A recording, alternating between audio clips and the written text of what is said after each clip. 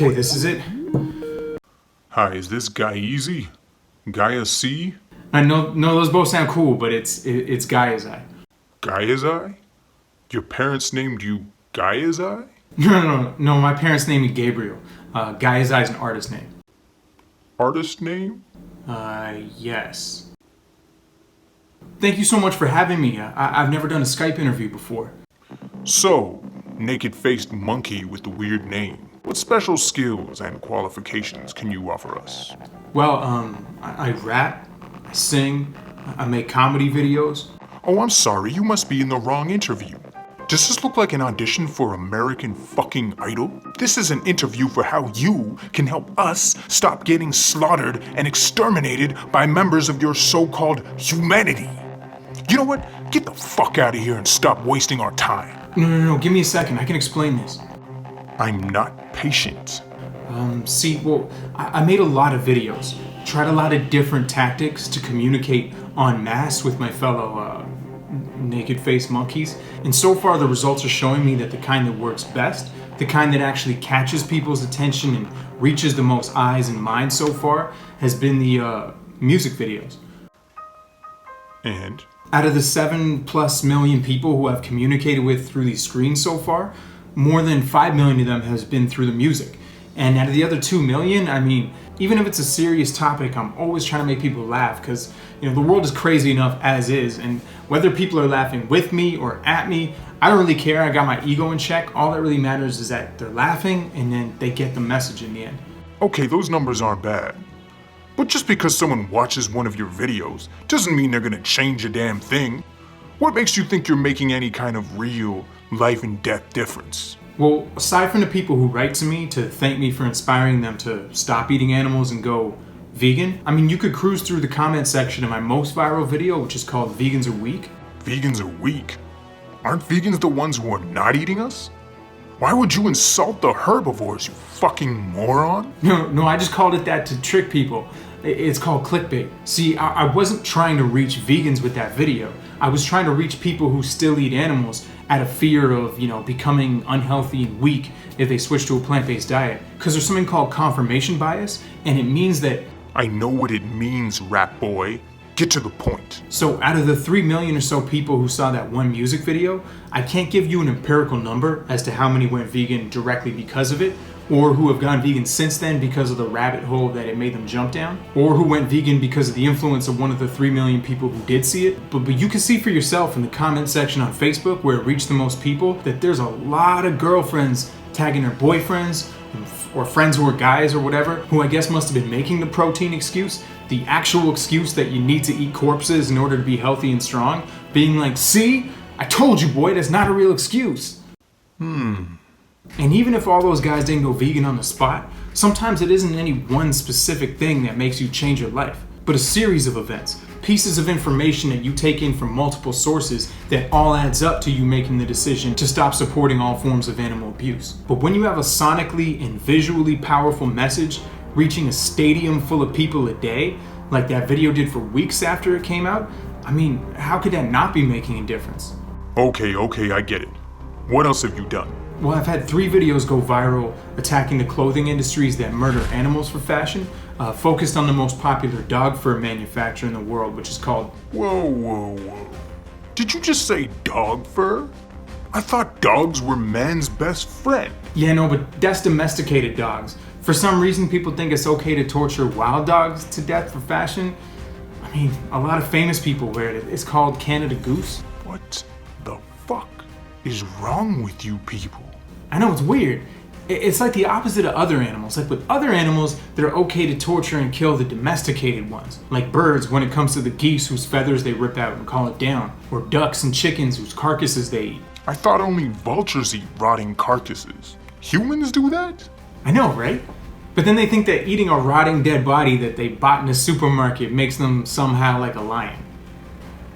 But some of the same people who do that will go bird watching as a hobby and feed ducks and geese in the park and call them beautiful and precious. And they'd probably flip out if they saw someone hurting those birds the way they pay people to do every day for breakfast, lunch, and dinner. It's crazy. But with dogs, it's the opposite. Protect and cherish the domesticated ones torture and kill the wild ones. I mean, I say fuck it all. That's why I'm an animal rights activist. Well, if you could accomplish all of that on your own, why do you need any help from us? Well, because if I could do all that by myself, imagine what I could do with a team. If I could do that while I'm in debt the whole time just to get by, imagine what I could do with a budget, not just working out of the basement like I've been doing. If I could do all that with the extra time that I squeeze out of every day while still working day jobs, imagine what I could do if I was working on this full time, or double full-time hours a week on this, which I'm already pretty close to when you consider all the all-nighters and weekends I put in already. Fair point. Proceed. Okay, and I don't just make animal rights music. I also make songs that are... Why the fuck would I care if you sing and rap about shit that's not animal rights? What part about 3,000 of my family members are being murdered every second did you not understand? No, I know that. That's why I'm trying to reach an even bigger audience. See, when one of my animal rights songs goes viral, I'm pretty confident it's mainly animal rights activists who are doing most of the sharing. And even though that's how movements work and that's how ideas spread, and I know from the comments section that a lot of their friends and family who still eat animals are still seeing it, my intention has never been just to preach to the choir. My intention has been to make music for anybody with a pair of eardrums, and then expose that mainstream audience to the truth at concerts, on the rest of the album, on the rest of my YouTube channel, Instagram, etc. So you think you're good enough to get on the radio? Seriously? Well, I mean, Spotify is more important than the radio these days, but can I play you a song? Okay, I'll put this to the committee. Okay, I'm sending the link now.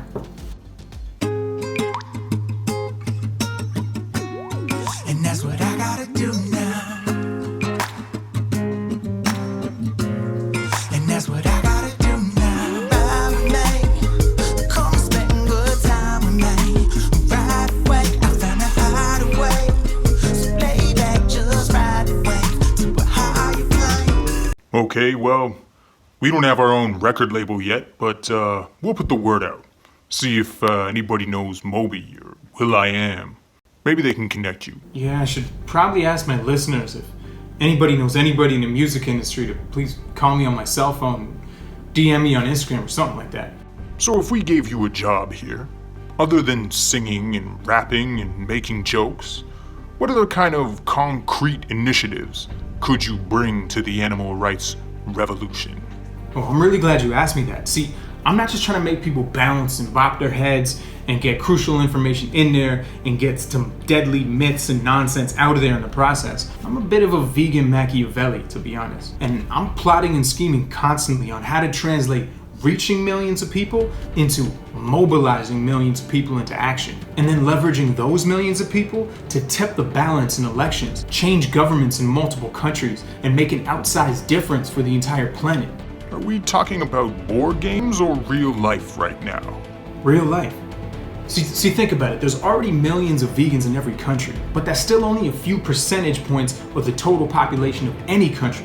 It's not enough for us to win an election by ourselves. But if we link up with the political parties that have the best chance of winning, that are already better for the animals, better for the planet, better for people, and we help those parties win, in exchange for our support, we can pass all kinds of animal rights laws that 51% of the population can already get behind, like shutting down the fur industry that's already happening like dominoes from city to city, country to country, protecting hundreds of millions of acres of forests and oceans for wild animals like Obama did. And I actually personally directed the main video for a campaign raising awareness in California that successfully led to a law being passed banning animal experimentation for cosmetics. Moby was actually in that video, but I still don't have his number.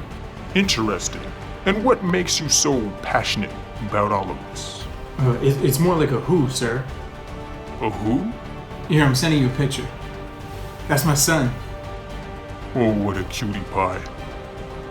Yeah, he's over on the couch napping right now. But he's my best friend, and my constant reminder that all the other 8 billion animals that are slaughtered by humans every day want to live and feel happiness and not suffer just as badly as he does. Tell me about it. I frankly just want it to end. And I know the only way to do that is to outlaw it once and for all. And that's why I'm so focused on trying to make that happen as fast as we can possibly wake up the human race. And it's happening. Very fast. But never fast enough as long as the slaughterhouses are still open. And that's why we need this video content. because that's the fastest way you could possibly communicate with millions of people.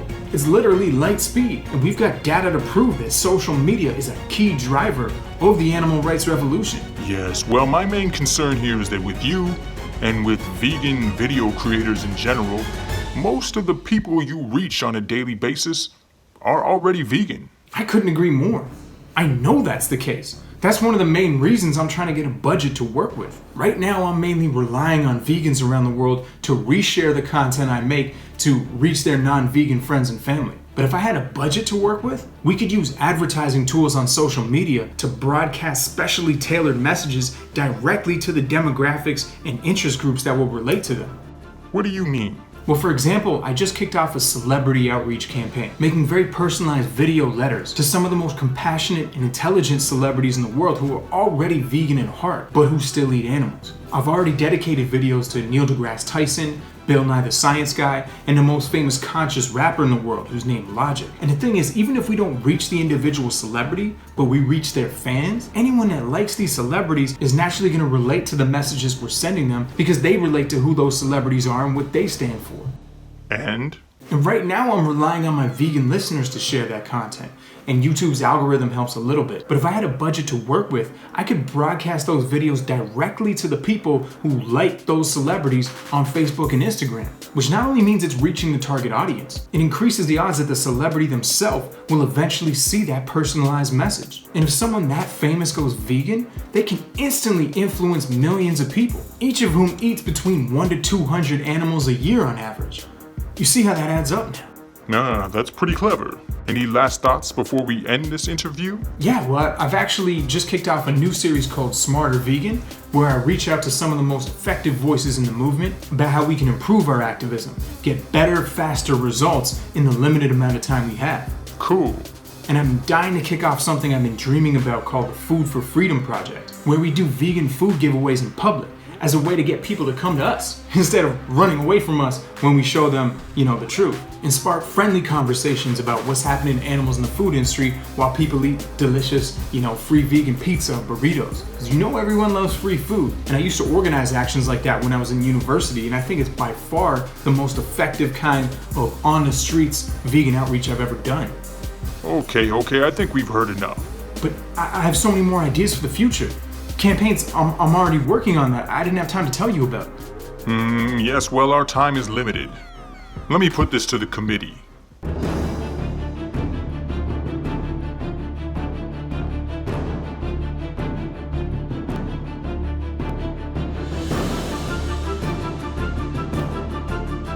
All right, Gaia. It's Gaia. Whatever. I didn't get it. Fuck. No, I think we may have a position for you here.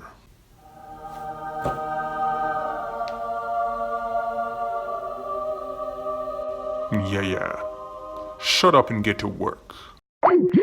So here's the thing.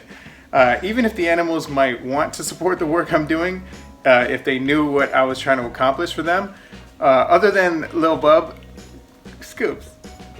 My hair's wet. There's no gel in my hair. I just took a shower. Other than Lil Bub and that dog from Modern Family, most animals don't have a penny to their name. In fact, most animals are still considered property, which is the problem. But even if you don't have a penny to your name, there is still something you could do that could really help get the message out there far and wide. I don't know how many of you know this, but YouTube is owned by Google. What that means is that when you search for anything on the internet, videos are always going to come up in the search results. And the more subscribers you have on YouTube, the higher you rank in that algorithm. So if you've got a second to invite just 1 or 2 friends who care about animals or the planet to subscribe to this channel, if all my viewers were to do that, the Google rankings on these videos would double overnight. And more animal leaders would stumble across the videos that I've strategically planted for them all across the internet. If you do have a few bucks to spare and you like rocking awesome animal rights attire, check out the Vegang and Humanimal Alliance Teespring pages linked below. 80% of the money from that gear goes straight towards the production and distribution of animal rights media content. And the other 20% goes to animal sanctuaries and the Vegan Army, aka the International Anti-Poaching Foundation that is fighting to protect the last rhinos